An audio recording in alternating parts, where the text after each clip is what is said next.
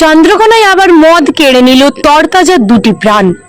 নির্বাচন কমিশনের নিষেধাজ্ঞাকে বুড়ো আঙুল দেখিয়ে অবৈধভাবেই চলছে মদের রমরমা ব্যবসা। আপনারা দেখছেন নিউজ কলকাতা টিভির সঙ্গে আমি রিয়া।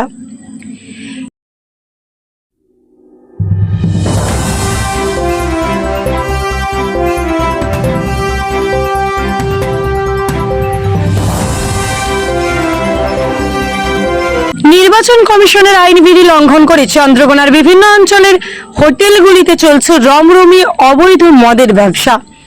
আর সেই মদ কেড়ে নিল চন্দ্রকোনা থানার সনপুর এলাকার দুটি তরতাজা প্রাণ। মদ্যপ অবস্থায় নিয়ন্ত্রণ হারিয়ে গেছে ধাক্কা বাইকের।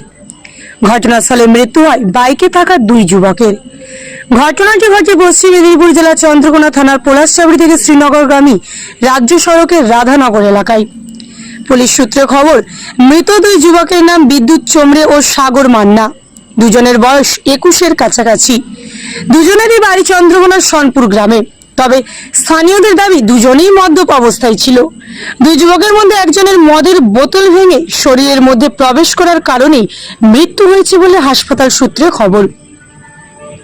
ঘটনার খবর পেয়ে মৃত যুবকদের বাড়িতে ছুটে আসেন চন্দ্রকোনার তৃণমূল প্রার্থী সূর্যকান্ত দলুই।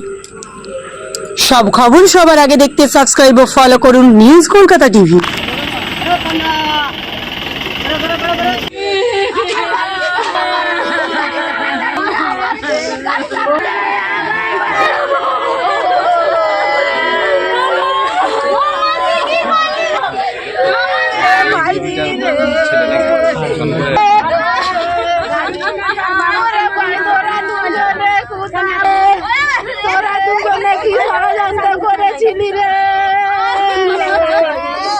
তোরা কি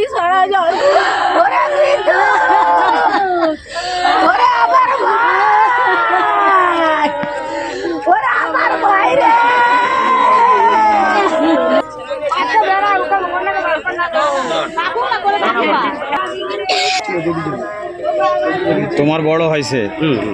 এই কদিন আইছে পাখির থেকে।